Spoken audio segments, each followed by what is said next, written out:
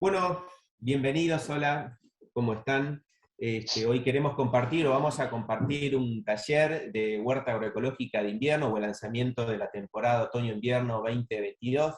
Vamos a conversar con un especialista, un extensionista, ingeniero Maximiliano Bongiorno, que está trabajando dentro de lo que es la cuenca del Salado, y específicamente su sede es el partido de Chascomús y además de atender a otros partidos.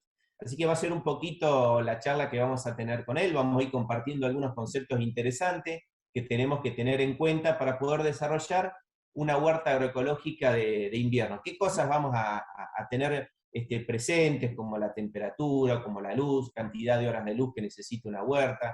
¿Qué especies podemos sembrar? ¿Cuáles son los principios de una huerta agroecológica? Porque hablamos de agroecología en este sentido. ¿Qué es lo que significa? Bueno, todos esos conceptos los vamos a ir charlando junto con Maxi a lo largo de este taller o este conversatorio, a fin de ir aprendiendo, tener herramientas que nos permitan en esta temporada realizar una huerta. Y si hablamos de una huerta, lo primero que tenemos que tener en cuenta son las semillas. Bueno, y en este marco, en sí, el programa Pro Huerta, que es una política pública que lleva más de 30 años, y es cogestionada por el Ministerio de Desarrollo Social de la Nación y el INTA en sí, donde el objetivo principal es promover la seguridad y soberanía alimentaria. Cuando hablamos de seguridad, hablamos que los alimentos que nosotros consumamos sean sanos, ¿no? No nos hagan daño por tener algún producto de índole química u otro producto que ahora nos puede hacer daño. Y cuando hablamos de soberanía alimentaria, estamos hablando del derecho que tenemos todas las personas, los pueblos, de poder producir y consumir nuestros propios alimentos. En eso se basa lo que es la soberanía alimentaria, junto con lo que es la producción agroecológica, que después nos vas a contar un poco, Maxi, por qué no hablamos de huerta orgánica y sí hablamos de huerta agroecológica. Y sobre todo porque el programa también lo que hace es motivar e incentivar a las familias que tengan su propio espacio donde puedan producir sus alimentos, consumir alimentos sanos, o que tengamos una alimentación adecuada. Por eso cuando hoy te mencionaba que el programa trabaja en sí sobre lo que es soberanía alimentaria, es esto, ¿no? Justamente que menciona la Filmina, que es la capacidad y el derecho que tenemos todas las personas, los pueblos. De hecho así ha sido con los primeros pueblos, ¿no? Los primeros habitantes, de que producían sus propios alimentos básicos, que les permitían reproducirse como personas dentro de la sociedad que vivían y que nosotros también vivimos. Por eso tienen que ser, cuando hablamos de soberanía alimentaria, una alimentación sana, segura y soberana. Y no solamente tiene que ver cuando uno recibe ahora las semillas. Dentro de lo que es el programa en sí, se motiva de alguna forma que las personas, los huerteros, los productores, puedan cultivar también sus propias semillas. Esto es un elemento básico dentro de lo que es soberanía alimentaria. No solamente la parte de lo que es producción y consumo de ese alimento que yo hago, sino el hecho de autogestionar mi propia semilla. Es decir, guardar alguna planta que haya desarrollado todo su ciclo, y al final del ciclo esta planta produce semilla. Lo que hago ahora es guardarla, condicionarla y tenerla para la próxima campaña. Si bien es cierto que el programa Pro Huerta en sí entrega kit de primavera-verano y de otoño-invierno a todas las familias que quieran hacer una huerta, es importante tenerlo presente. Además de tener esta herramienta desde el programa de entregar un kit, la herramienta sería que cada familia, cada huertero, produzca su propia semilla. Esto también es soberanía alimentaria. Y cuando hoy hablamos de huerta agroecológica, Maxi, ¿a qué nos referimos? ¿O por qué en realidad es una huerta agroecológica? ¿La diferencia con una huerta orgánica? ¿O por qué nos referimos específicamente a esto? Bueno, en principio, la propuesta de hacer una huerta agroecológica implica que nuestra producción hortícola familiar cumpla con algunos requisitos. Se busca en las huertas agroecológicas imitar a los procesos de la naturaleza. En este caso, como ejemplo, se podría poner la descomposición de la materia orgánica que sucede en el mantillo, abajo de un bosque, naturalmente. Nosotros utilizamos ese proceso en nuestros domicilios para generar un compostaje y producir abono orgánico en nuestras casas, potenciar los servicios ecosistémicos. En la naturaleza la polinización es un servicio ecosistémico que se da de forma natural. En las huertas promovemos el cultivo de flores para atraer polinizadores y para que también sucedan las huertas.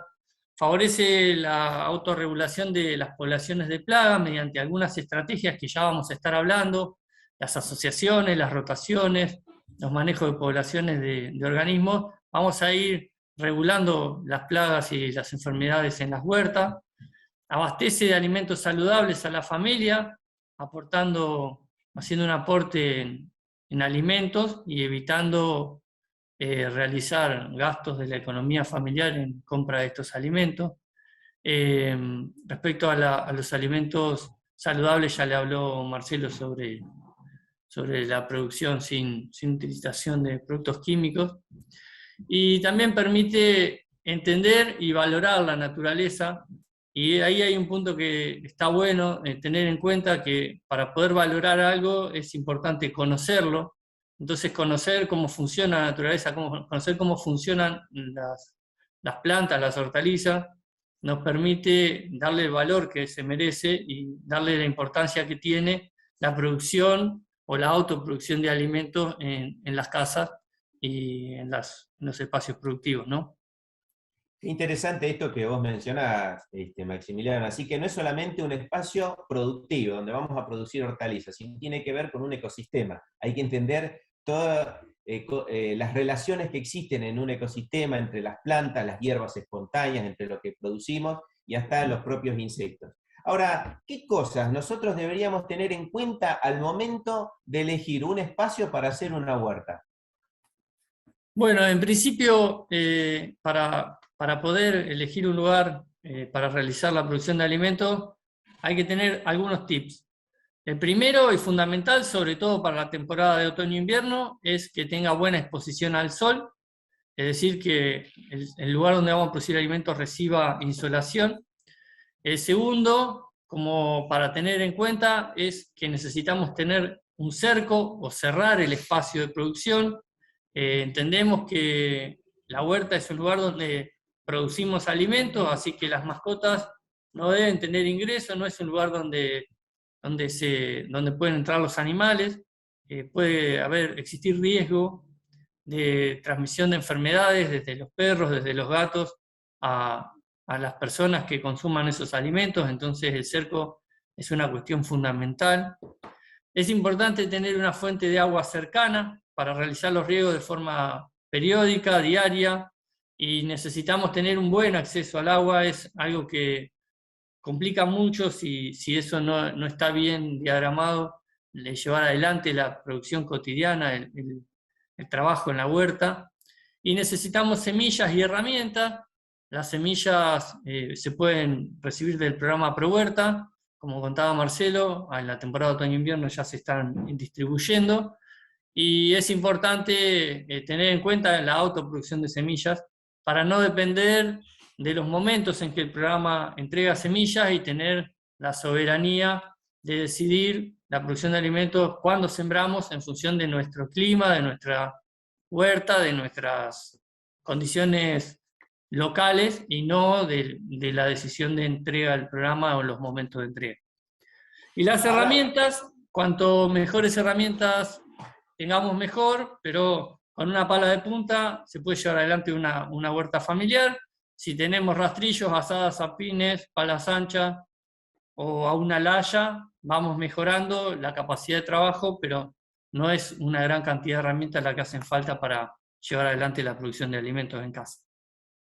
Ahora, algo interesante que vos estabas mencionando ahí, que es el tema de fuente de agua cercana, ¿no? Cuando te referías a esto, normalmente a veces las huertas, lo que hemos visto, ¿no? Cuando hemos visitado algún huertero, algún productor, sobre todo huertero, huertas familiares, la fuente de agua es el agua de red, ¿no? Que utilizan. Y es interesante poder empezar a trabajar, sobre todo teniendo en cuenta que el agua es un recurso no renovable, ¿no? Limitado. En nuestra zona, depende el régimen pluviométrico, bueno, tenemos la capacidad o también el hecho de poder guardar el agua de lluvia, captar el agua de lluvia, quizás hacer con algún reservorio, tenerlo tapado, obviamente, por el tema de los mosquitos para que no haya reproducción de insectos, pero sí tener presente a aquellos que tengan el espacio de aprovechar este recurso a través del agua de lluvia, captar el agua de lluvia en un tanque o varios tanques, por eso la gente antes tenía algún aljibe donde tenía reservorio, y en la medida que vamos consumiendo, ahí sí poder hacer alguna mezcla de agua, como para bajar la carga de cloro. Podríamos tenerlo esto presente, ¿no es cierto? Sí, sí, es muy importante. Por lo general en las localidades el agua de red no tiene las mejores condiciones para hacer riego. Si bien es agua potable para consumo humano, viene clorada y tiene algunos tratamientos, y el agua de lluvia tiene mucha mejor calidad para la producción de hortalizas.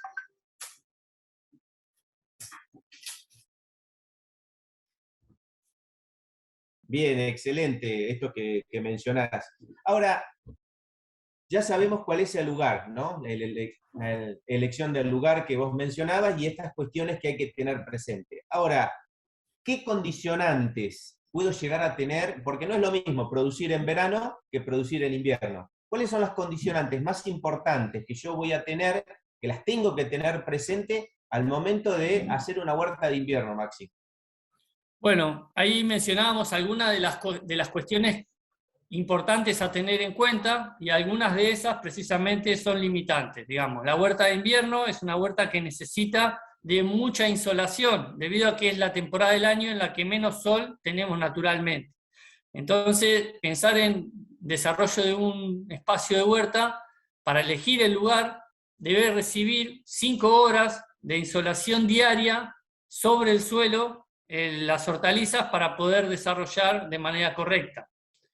En principio, está bueno tener en cuenta esas 5 horas, y con esas 5 horas podemos producir todas las hortalizas que vienen en el kit, las 14 variedades que entrega el programa, podemos producirlas con 5 horas. Si las horas que recibe nuestra huerta, o nuestro espacio donde podemos disponer la huerta, son menos de 5 horas, porque hay una medianera, porque hay un árbol con hoja perenne que nos sombrea el espacio, lo que debemos decidir es producir algunas especies, principalmente que sean de producción de hojas, acelgas, lechugas, espinacas, perejiles, achicoria, que son especies que requieren de menos insolación. La segunda limitante que tenemos en este momento es la temperatura. Las huertas en invierno, cuanto mayor temperatura haya, las plantas crecen más rápido. Principalmente el entrado del invierno, las hortalizas empiezan a crecer más lento, y cuando llegamos a tener 8 o 10 grados, directamente detiene su crecimiento, sobre todo lo que es hortalizas de hoja. Entonces hay que tener en cuenta los momentos de siembra para llegar al invierno, o al momento en que el frío es más crudo, con plantas bien desarrolladas que nos permitan atravesar esta situación crítica de invierno sin tener problemas en el desarrollo típico de las hortalizas, y sin generar alteraciones como puede ser irse en flor antes de formar el órgano comestible, o tener algún marchitamiento, o tener crecimiento deficiente. Y por último, la humedad, siendo un momento en el que la humedad es abundante, digamos, es el momento de mayores precipitaciones, y al haber menos insolación, es un momento de mucha humedad. Si bien eso puede ser visto como algo bueno para las hortalizas, porque van a tener buena humedad, vamos a necesitar regar menos, genera muchas veces inconveniente, porque produce el desarrollo de hongos, de mohos, de verdines, que pueden perjudicar la producción de alimentos en casa. Y es importante tener en cuenta que los lugares de huerta tienen que tener buenas ventilaciones y tener la posibilidad de recibir la mayor insolación posible para evitar el desarrollo de patógenos en las huertas. Por eso es que vemos en algunas huertas familiares, ¿no? A veces es notorio cuando vamos a visitarlos y eso, que en los sectores donde no le da tanto el sol, o el sol no da, se desarrolla sobre la tierra ese musgo, ese verdín, que bueno, puede llegar a afectar de alguna forma el desarrollo de las plantas, ¿no? Por no tener esa insolación que vos mencionabas. Y dato interesante, esto que vos marcabas sobre la temperatura, ¿no? Porque uno dice, bueno, voy a sembrar en mayo, junio, voy a esperar que las plantas produzcan, y sabemos que en mayo, junio bajan bastante las temperaturas por debajo de los 15 grados, y a veces uno las ve a las plantas ahí vegetar. Es importante tenerlo presente, sobre todo lo que es de hoja, ¿no? Que mencionaba. Ahora, hoy mencionaste, ¿no? Sobre lo que es una huerta agroecológica que imita los procesos de la naturaleza. Ya sabemos cuáles son los condicionantes. Ahora, hay principios básicos que marcan en realidad cómo es una huerta agroecológica, ¿verdad?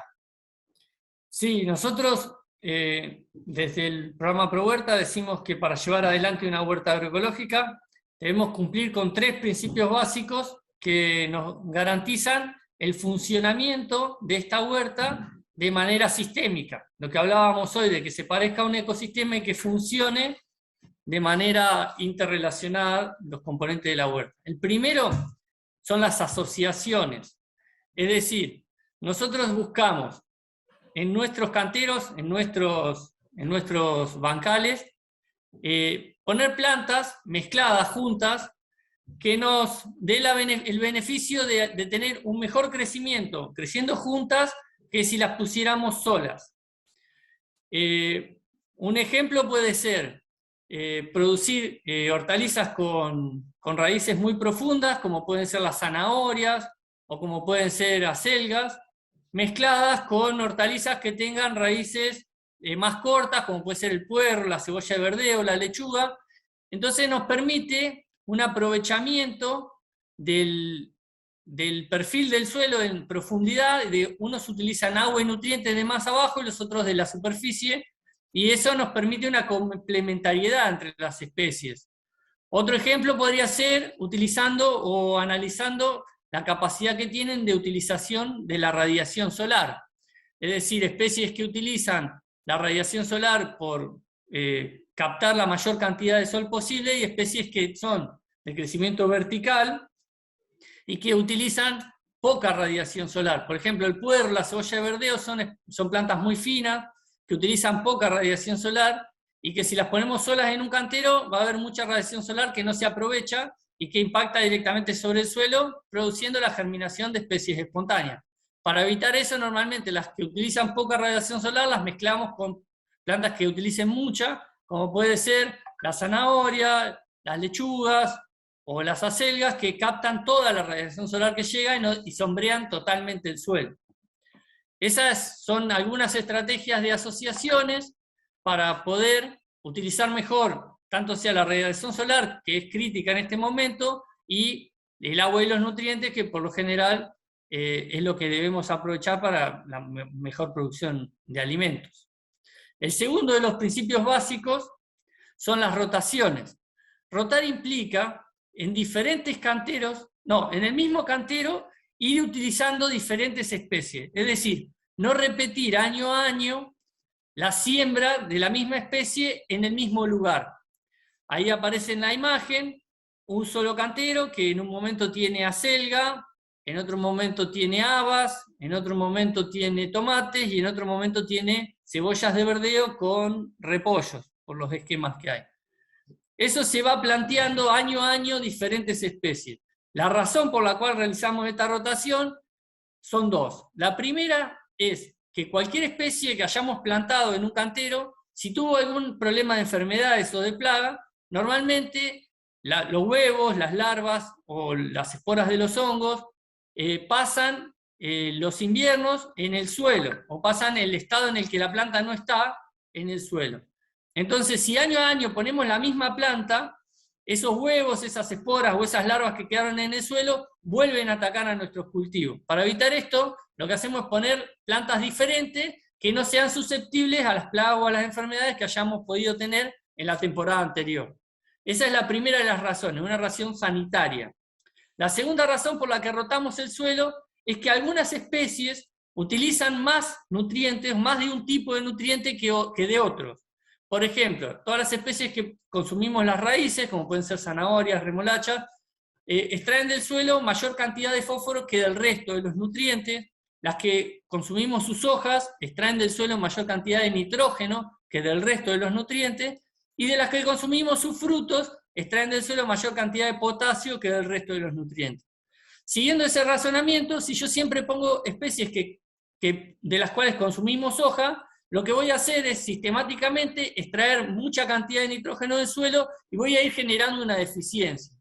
Para contrarrestar estas mayores extracciones que utilizan algunas especies, lo que hacemos es rotar las especies y poner en un año un cultivo de consumimos soja, el otro año que le sigue uno que consumimos fruto, el otro año consumimos uno que consumamos raíces, y de esa manera, al ir extrayendo diferentes tipos de nutrientes, le damos tiempo al sistema, al suelo, a balancear y a reacomodarse a las extracciones de nutrientes que venimos realizando con las producciones de hortalizas. Qué interesante, y te interrumpo un segundito, Maxi, en esto que vos estabas mencionando, ¿no? Con respecto a la rotación, porque normalmente esto lo vemos, ¿no? Que muchas veces se siembran año tras año las mismas especies. Por ejemplo, en verano la gente está acostumbrada siempre a plantar tomates en el mismo lugar, pero año a año la producción es como que va decayendo. O, por ejemplo, se van enfermando mucho más fácil, ¿eh? Y es interesante lo que mencionabas porque tiene que ver con todas estas cuestiones, ¿no?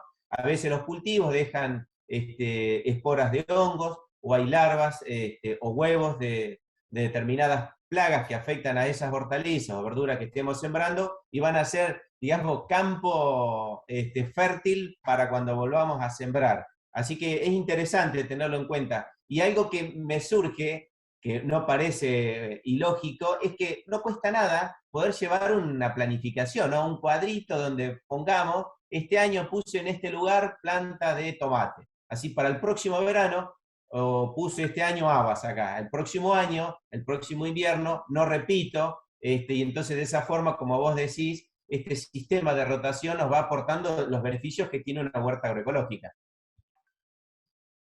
Sí, exactamente. Es importante cumplir con las rotaciones para no tener problemas sanitarios y para no tener problemas de agotamiento del suelo. Es importante cumplir con las asociaciones, porque eso impide el desarrollo de plagas y de enfermedades de manera masiva en las huertas. Y es importante cumplir con el tercero de los puntos, que es la producción o la aplicación de abonos, el uso de abonos, porque tenemos que tener en cuenta que cada vez que nosotros realizamos una cosecha de una hortaliza, de alimentos de la huerta, vamos a tener en esa hortaliza nutrientes, que van a ser los nutrientes con los cuales se va a nutrir el huertero y la familia.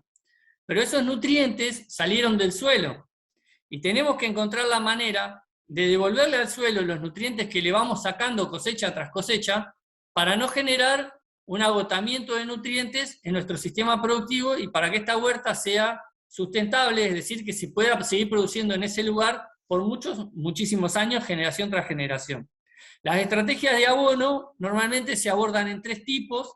Los abonos de cobertura son abonos que se utilizan para protección del suelo, que aportan nutrientes mediante proceso de degradación. Los abonos verdes son plantas que se siembran en canteros que decidimos ese año dejar para descansar y que luego incorporamos al suelo. Esa incorporación de las plantas produce el aumento de la cantidad de materia orgánica en ese cantero, y a su vez, si las plantas que cultivamos para abono verde son leguminosas, se realiza fijación biológica de nitrógeno, es decir, las plantas capturan nitrógeno del aire, lo dejan en el suelo a disposición para las plantas hortícolas o las hortalizas que plantemos la temporada que viene. El último de los abonos es el que estratégicamente utilizamos para reponer la fertilidad que le sacamos al suelo. Ese es el que trae nutrientes externos, digamos, y es el que realizamos en las composteras domiciliarias, haciendo separación de los residuos orgánicos y realizando compostaje en casa, utilizando ese compost para aportarle la nutrición necesaria a los canteros de la huerta. El compostaje no solamente aporta nutrientes, sino que además reduce en 50% la cantidad de residuos que una familia produce, reduce la cantidad de camiones que van a estar recolectando basura, reduce la contaminación en los depósitos finales, porque generalmente las contaminaciones de napa en los basurales o en los depósitos finales de residuos domiciliarios se produce por los materiales orgánicos que no se habían separado. Así que hay beneficios propios para los huerteros y beneficios sociales para el resto de la comunidad cada vez que realizamos compostaje. Así que si pensamos que solamente era hacer una huerta y producir nuestras propias hortalizas, ¿no? Nos faltaba algo más de información que nos ha estado aportando, ¿no? Tiene un impacto sobre no solamente el sistema propio, nuestra propia alimentación, sino sobre el ambiente en el cual nos desarrollamos, con esto que vos mencionabas, ¿no? De empezar a reducir los insumos de origen orgánico para producir nuestro propio abono. Y esto tiene que ver cuando uno dice, este año me rindió un zapallal impresionante, una cantidad, tantos kilos de zapallo o tantos kilos de tomate. Bueno, eso, si bien es cierto que gran parte de esos kilos es agua, ¿no? El otro porcentaje tiene que ver con los nutrientes, y esos nutrientes son del suelo. Por eso que a veces son cosas que no tomamos en cuenta. Esto de la fertilidad, de la nutrición de los suelos, y el aporte sistemático, ¿no? O sea, todos los años hacer aportes a través de abono, o estas otras que vos mencionabas, ¿no? Como es el caso de tener cobertura, el caso de utilizar abonos verdes. Ahora, ya tenemos más o menos un panorama. Tenemos las semillas, porque guardamos o porque tenemos el kit. ¿Cómo sembramos esas semillas? Mira, hay un video que te quiero pasar, Maxi, que vamos a verlo juntos, que un poquito viene hablando sobre esto. A ver, si se escucha, lo vamos a mirar.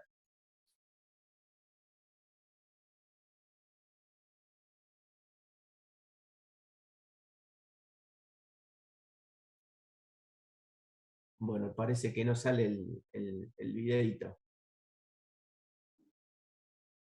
Bueno, lo contamos. Bueno, lo contamos un poquito. Era un video de Cecilia Leonardi, una compañera de Mar del Plata, y en el que explica... Mirá, para que sea un poquito más fácil, te paso la otra filmina, dale. Así lo podés contar. Estaba muy bueno el videito, pero bueno, se los debemos para la próxima. Explica qué es una siembra al voleo, una siembra a chorrillo y una siembra a golpe. Esas son tres maneras de distribución de las semillas dentro del lugar donde vayamos a sembrar. La siembra al voleo es una siembra en la cual distribuimos la semilla de manera uniforme, repartiéndola, como se ve en la primera imagen que está abajo a la izquierda. La siembra a chorrillo implica sobre una pequeña ranura en el suelo, una zanjita, distribuir un chorrito de semillas muy fino que vaya dejando un camino por el cual van a después nacer las especies en fila, y la siembra a golpe implica dejar la semilla una a una en el lugar donde vayan a desarrollar. Podemos utilizar esas tres formas de distribución de la semilla para distribuirlas dentro de un cajón en un almácigo, como puede ser sembrar un almácigo de lechuga al voleo, un almácigo de acelgas a chorrillo, o un almácigo de arvejas a golpe, o también podemos usar las mismas tres formas de distribución para sembrar un cantero, es decir, podemos sembrar al voleo perejil en un tablón, distribuyendo las semillas así al voleo. Podemos utilizar siembras a chorrillo en directa sobre los canteros para sembrar rabanitos, para sembrar rúcula, o podemos sembrar a golpe habas, arvejas, directamente sobre los canteros con la semilla. Esas son las dos formas de siembra, directa y en almácigo, y hay tres formas de distribuir las semillas sobre los canteros. Bueno, menos mal que teníamos este cuadrito para ejemplificar la tecnología puede fallar. Estaba muy bueno el otro videíto, capaz que después vemos la forma como lo colgamos, o si no pueden, creo que está colgado a través de YouTube. Me parece un detalle no menor, Maxi, es la profundidad de siembra de la semilla, porque la profundidad de las semillas también a veces determina, si bien podemos tener una semilla de excelente calidad, porque lo hayamos cosechado nosotros, pero tiene que ver con la profundidad. Como detalle o como regla para acordarse, es 2 a 3 veces lo que mide una semilla, tanto sea pequeña o grande, esto es así. Exactamente, sí. Si las especies o las semillas están sembradas muy abajo, el problema es que la planta debe de crecer mucho antes de poder salir por fuera de la tierra y poder realizar fotosíntesis y producir crecimiento. Y si las semillas están muy en la superficie, es muy probable que se deshidraten muy rápidamente, que los riegos no les sean muy útiles y que queden muy expuestas para el ataque de pájaros y algunos insectos. Entonces siempre hay que enterrar la semilla 2 veces el tamaño, 2 veces su tamaño. Esa sería la regla de profundidad de siembra. Bien, excelente, porque a veces uno dice, uy, no me salió nada la semilla, y capaz que la semilla se tuvo que tomar un colectivo para salir a la superficie y agotó toda su energía tratando de salir, y bueno, después cuando salió a la superficie ahí quedó. Pero es un detalle muy interesante para tenerlo en cuenta. Ahora, llegamos al invierno, vos dijiste, habías mencionado, ¿no? Los condicionantes para una huerta de invierno. Habíamos hablado de 5 horas de luz, habíamos hablado de la humedad, pero también habíamos hablado de la temperatura. La temperatura es un elemento muy importante. Habías dicho que por debajo de los 15 grados, o debajo de los 10 grados, empiezan a alentecer su crecimiento. Ya pasando esos 6 grados, las plantas en general detienen su crecimiento y es un gran problema. Ahora, ¿qué sistemas podemos tener en invierno adaptados y que sean accesibles, como una herramienta accesible, en una huerta como para que no sea un condicionante tan importante la temperatura? Bueno, principalmente para el manejo de la temperatura tenemos 2 opciones. La primera de las opciones sería generar una cobertura del ambiente, poniendo un plástico sobre la superficie, como puede ser el microtúnel que aparece ahí, un techo con malla antihelada sobre los cajones en la foto de abajo, o directamente un invernadero o un macrotúnel.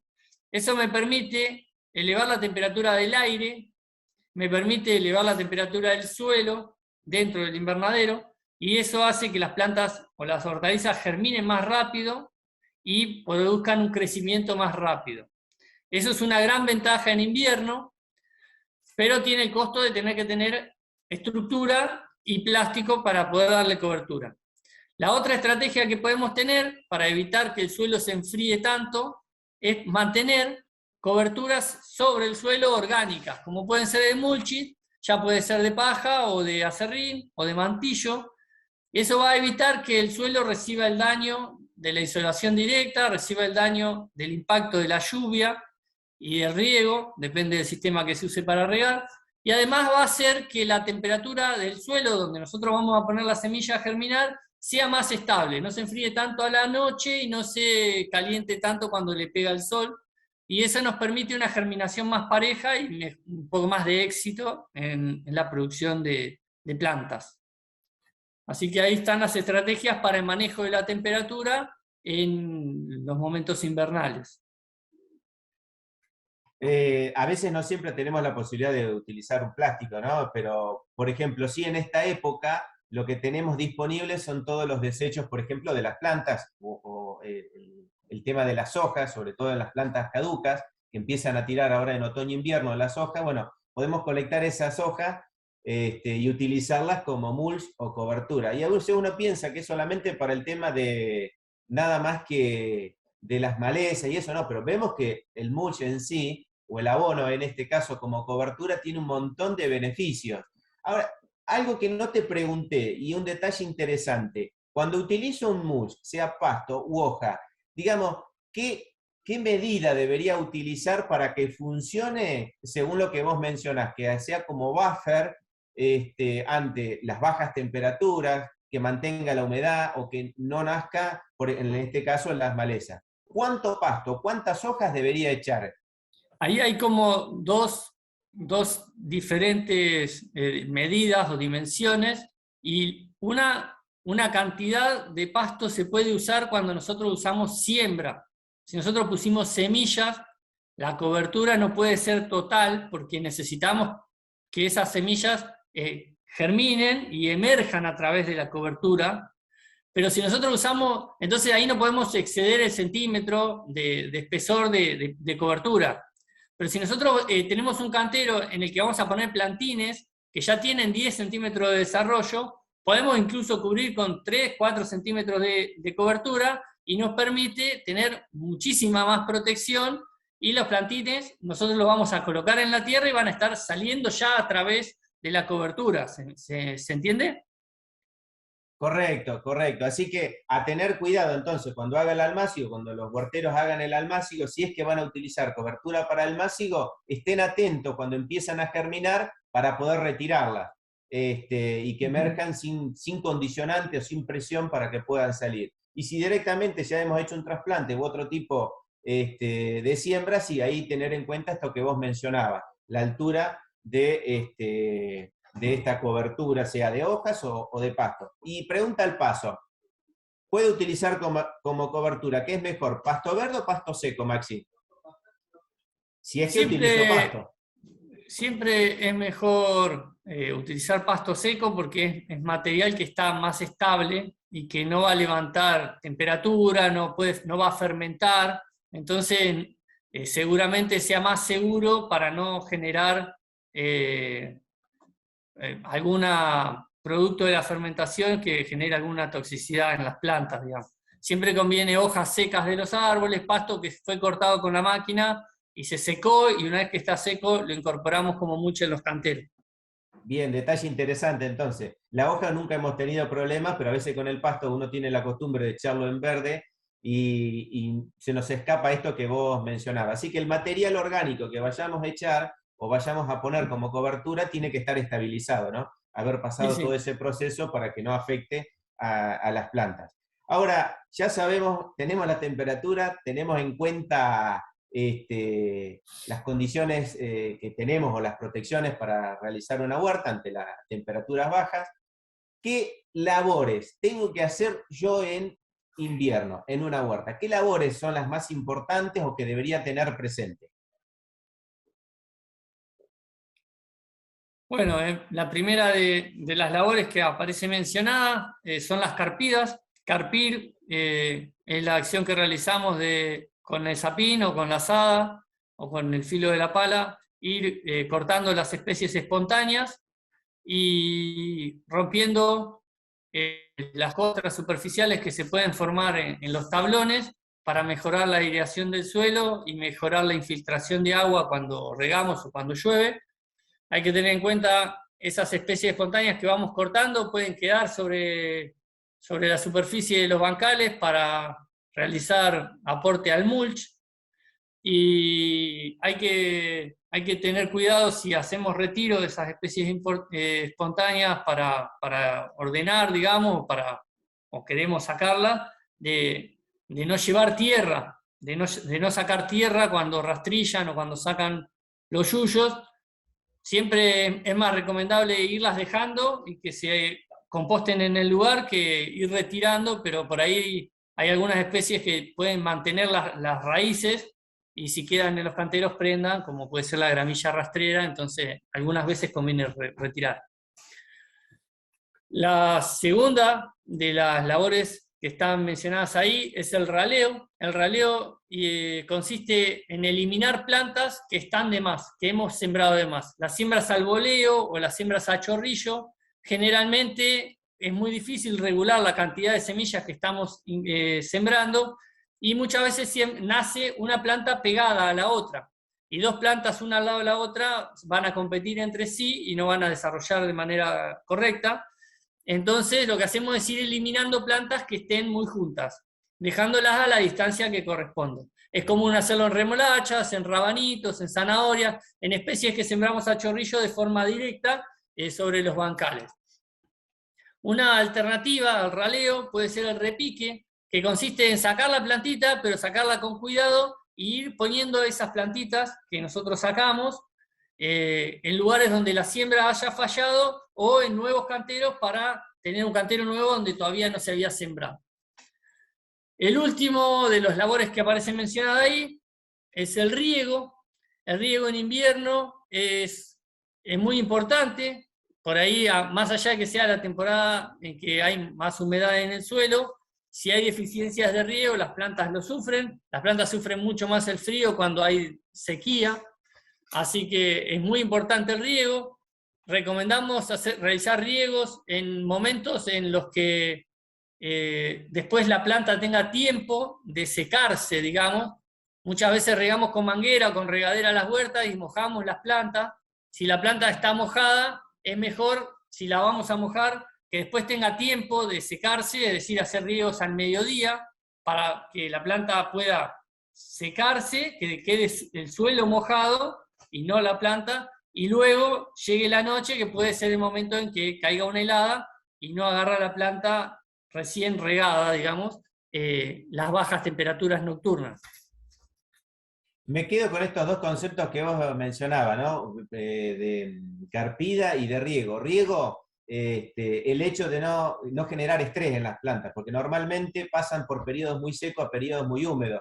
Y es muy común ver y decir, bueno, le voy a dar agua para toda la semana, para que la planta tenga toda la semana, y ahí uno capaz que inunda y las raíces quedan inundadas, sería como que una hora diga, bueno, esta semana me voy a tomar todo el agua hoy, así durante la semana no tomo agua, sería más o menos parecido. Por eso es que es importante esto que vos mencionabas, asegurar una humedad que tenga las plantas que no pasen por periodos de estrés, ni demasiado seco, ni demasiado húmedo que después se vea afectado en una pudrición radicular o en algún desarrollo de enfermedades causadas por hongo. Y la otra es la carpida, porque es muy normal ver esto que vos decías, carpir, juntar los yuyos, quizás con la pala ancha, cargan la carretilla y se van. Y lo que estamos haciendo sin darnos cuenta es eliminando la primer capa, la capa más fértil, donde tiene mayor cantidad de materia orgánica.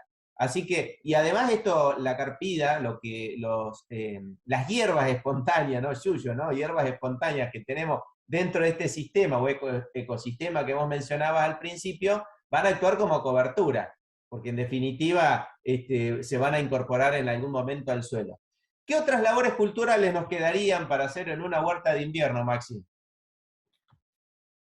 Bueno, ya hablamos sobre la cobertura, las ventajas que tiene el mulch.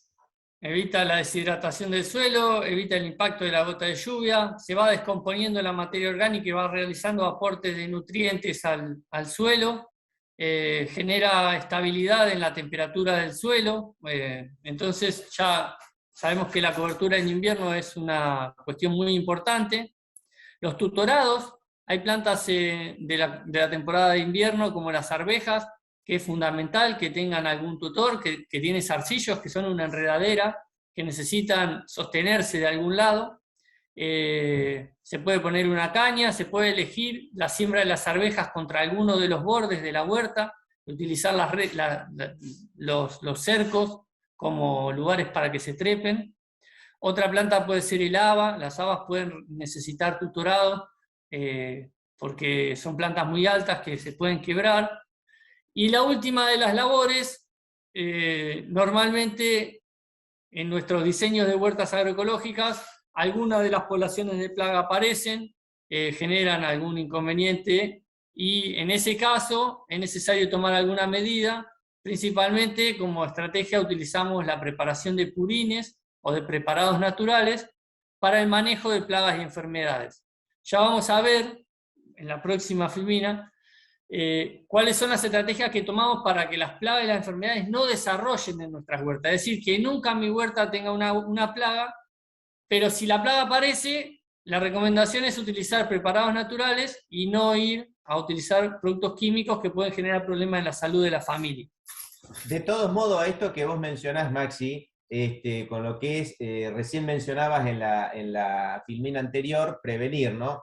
Cuando funciona como ecosistema, si bien es cierto que a veces uno puede de alguna forma utilizar algún bioinsumo, estos bioinsecticidas o biofungicidas que actúan de forma natural sobre las plantas, siempre es mejor tener prácticas culturales para que nos, digamos, que permitan prevenir de alguna forma el ataque de insectos o el ataque de alguna enfermedad de hongo.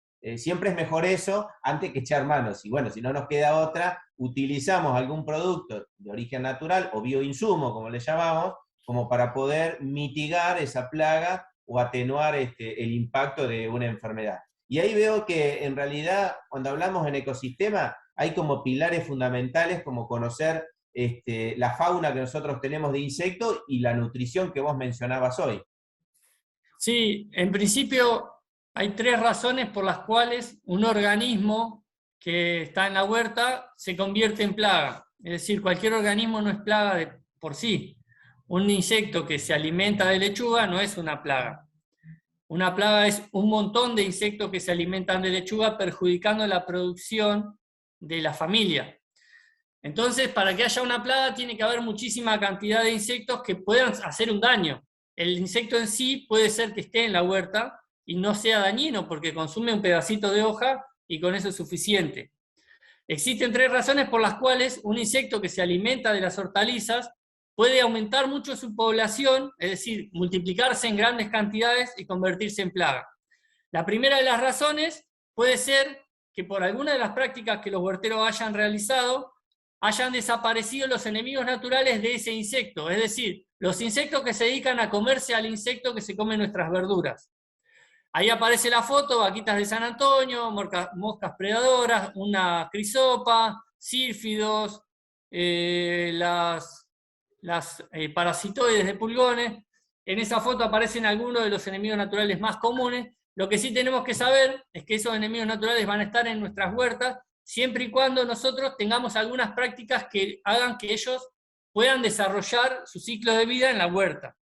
Para eso es fundamental que haya asociaciones de cultivos, que haya rotación de cultivos, que en nuestra huerta tengamos flores durante todo el año, porque estos insectos cuando no tienen, los insectos a los cuales se dedican a comer, que son los que se comen la verdura, se alimentan como alimento complementario de polen, y entonces siempre tiene que haber flores.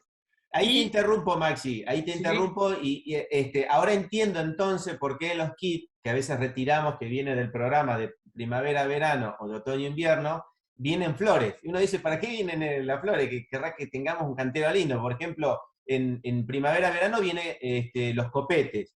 Y el otro viene en esta época, que ahora junto con el kit, lo que es la caléndula. Así que la función esencial, cuando uno recibe el kit o guarda semilla, es tenerla presente dentro del sistema. Y ese era el objetivo. Claro, la función de las flores es la atracción de insectos benéficos a nuestra huerta. Insectos benéficos pueden ser polinizadores o predadores de insectos que se dedican a comer a los cultivos. Entonces, esa sería la primera razón de que apareció una plaga, de que su enemigo natural no estaba. Para que su enemigo natural, el enemigo natural de esa plaga esté, nosotros tenemos que darle las condiciones necesarias. Poner flores, poner arbustos, asociar los cultivos, hacer rotaciones adecuadas, y con eso garantizamos que estos insectos benéficos tengan un lugar donde vivir, donde desarrollarse, y que estén presentes en nuestra huerta.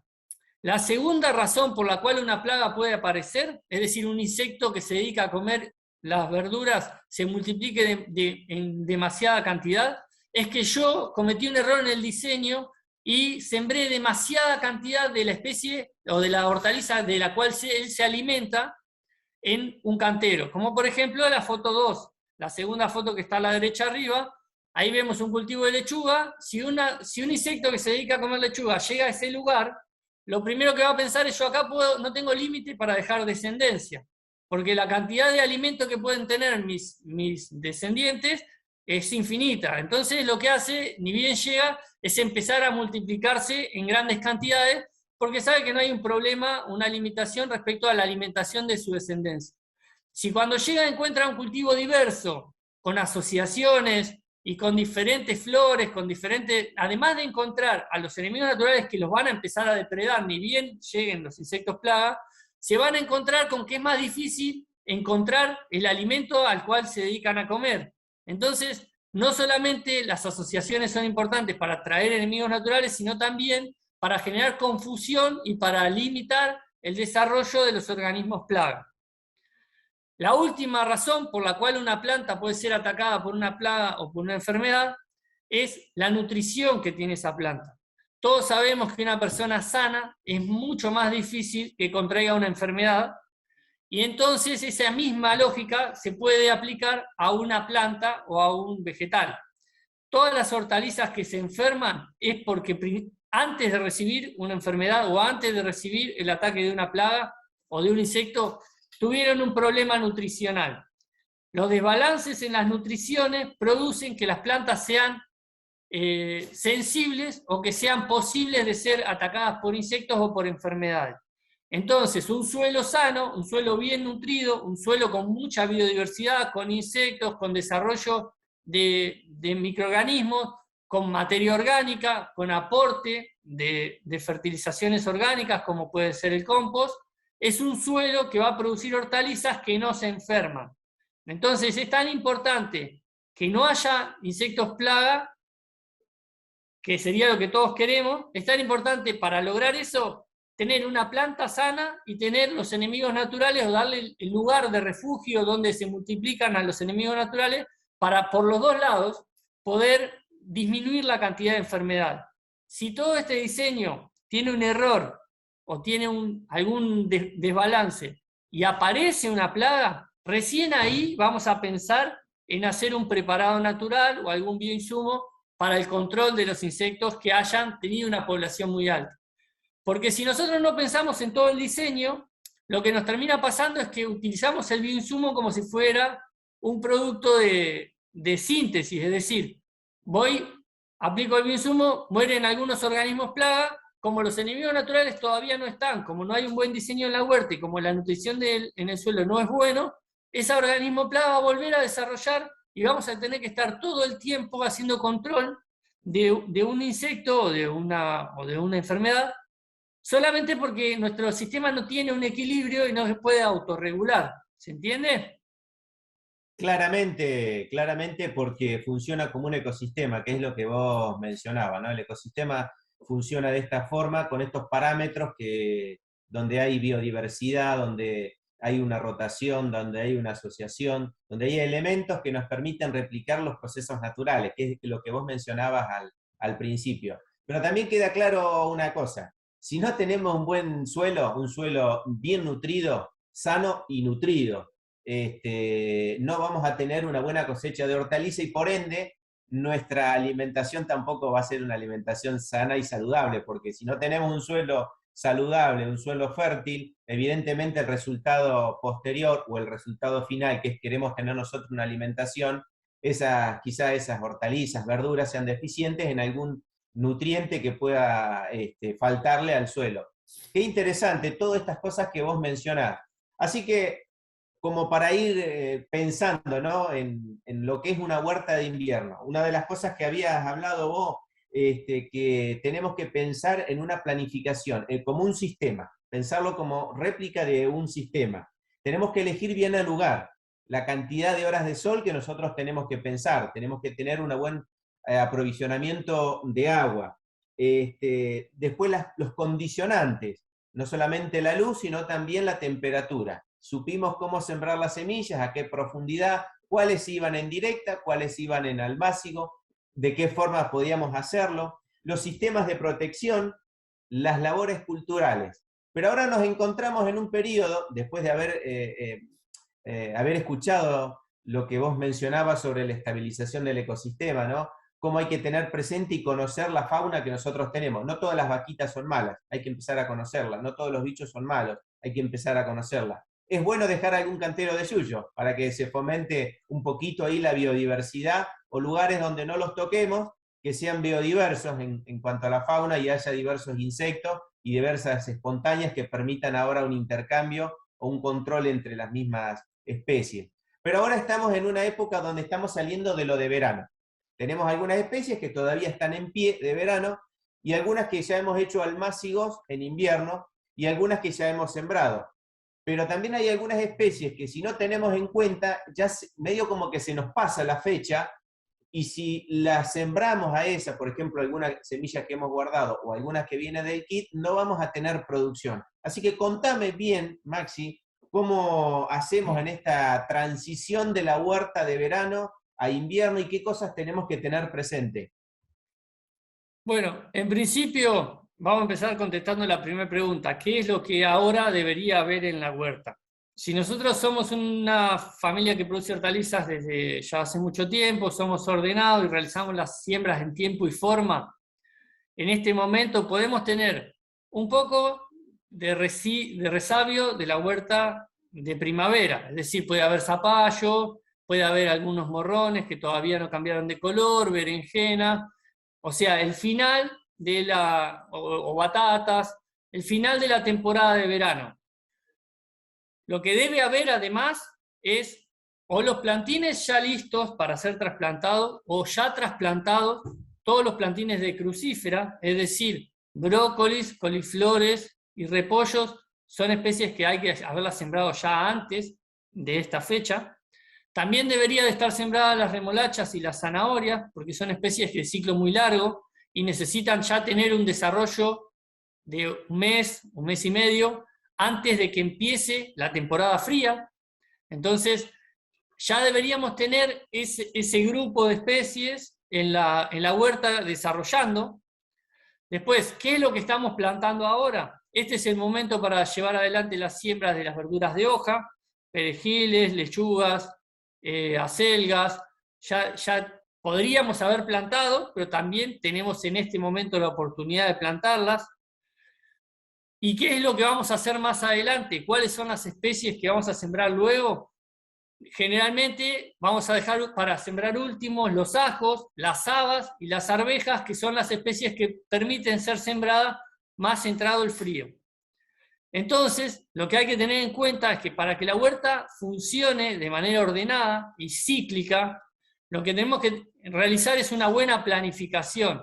Es decir, como decía hoy Marcelo, las familias deben de dibujar en un esquema de la huerta, ponerle números o nombres a los canteros y saber qué sembró el año pasado en ese cantero y pensar qué es lo que va a sembrar este año, porque de eso implica saber en qué momento tengo que cosechar lo de verano para que me deje libre para poder sembrar lo de invierno. Es decir, si yo tengo un cantero sembrado con zapallos o con batatas, no puedo pensar que en ese cantero voy a poner las crucíferas, brócolis, coliflores, porque los tengo que sembrar cuando todavía no los coseché.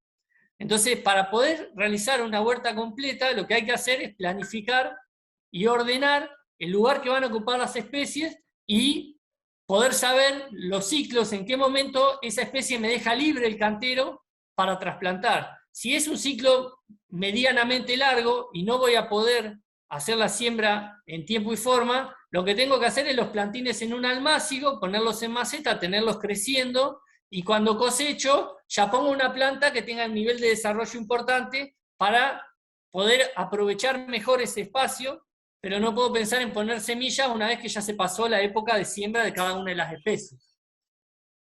Bien, así que es importante tener esto en cuenta, que usted mencionaba. Igualmente, nuestra zona de influencia donde nosotros estamos trabajando es la zona Cuenca del Salado.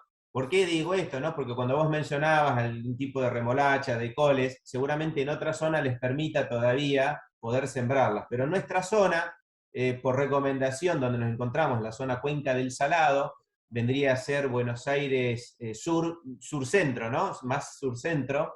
Bueno, nuestra recomendación con respecto a estas variedades que nosotros trabajamos, por ahí es recomendable no sembrarla y dejarla para el próximo año, porque si no, se nos va indefectiblemente a florecer y va a ser trabajo de gusto, tiempo de gusto, y uno siembra para poder consumir todas estas hortalizas. Así que excelente un poquito todo el panorama que nos has dado. Y cuando vos decías, a veces uno puede adelantar, ¿no? Me habías comentado que, por ejemplo, en el tema de los coles, podemos deshojar un cultivo que está en pie en abril, marzo, abril, como es el tomate, que ya se está yendo, pero anticipadamente podemos ponerle otra especie abajo. O sea, lo deshojamos. ¿Cómo sería esto que me habías comentado? Claro, si las crucíferas que son de ciclo muy largo las vamos a poner en un cantero donde había tomate, el tomate tiene cañas, está tutorado y generalmente tiene un crecimiento de que la parte donde la fruta y las hojas aún están creciendo en esta época es la punta, la parte más alta de la planta, y las partes bajas se van secando las hojas. Entonces, para poder adelantar la siembra de las crucíferas, lo que hacemos es deshojar la base de los tomates. A esa planta la dejamos solamente el tallo y las hojas y los frutos que están arriba los podemos dejar un tiempo más, y vamos adelantando y plantando las crucíferas debajo de las plantas de tomate. Una vez que caiga una helada, la planta de tomate muere, puedo retirar las cañas y las plantas y ya me quedó el cantero todo sembrado con los brócolis o los coliflores que yo quería plantar en ese cantero. Es una estrategia de superponer las dos temporadas para poder ir haciendo un uso más eficiente del espacio, que por lo general en la huerta domiciliaria es escaso el lugar donde se pueden producir alimentos. Entonces está bueno que siempre vayamos haciendo un escalonamiento de cultivos que nos permitan tener los canteros siempre en producción. Claro, y hasta cierto punto es también como una asociación indirecta, ¿no? Que estamos haciendo en ese sentido. Maxi, queremos agradecerte, bueno, ahí mostraba la importancia de la planificación. Queremos agradecerte, quiero agradecerte este taller que has compartido, ¿no? ¿Cuántas herramientas nos has dejado que podemos tener en cuenta al momento de realizar una huerta de invierno, ¿no? No solamente uno tiene que ver la semilla en sí o el espacio, sino también el ambiente. Hay que pensar en esto, en el ambiente, en el ecosistema que uno va a hacer, porque no es solamente un sitio productivo, es un ecosistema donde uno está replicando y hay especies como flora y fauna donde interaccionan entre sí. Y a veces es determinante esto que las plantas sean sanas, en el sentido que no tengamos un ataque masivo de insectos que se convierten en plaga por competir entre nosotros por quien consume primero, o el ataque de enfermedades, ¿no? Que después obviamente produzcan la muerte de las plantas. Muchísimas gracias por la participación. Ahí dejamos los contactos por si se quieren comunicar con cada uno de nosotros. O bien en la parte de abajo puede contactar a cualquier extensionista del programa Pro Huerta más cercano a su localidad. Puede entrar a la página y fijarse según la localidad que vive cada uno, que esté viendo después este video. Y bueno, contactarse si tiene alguna consulta o bien escribirnos al mail que se detalla ahí con alguna consulta que tenga, bueno, en la medida de lo posible dar respuesta. Y nuevamente agradecer al soporte técnico que hemos tenido hoy, tanto a María como Leandro, que nos han permitido poder llevar adelante esta charla. Maxi, muchísimas gracias y nos vemos en la próxima. Nos vemos en la próxima, Marcelo, gracias.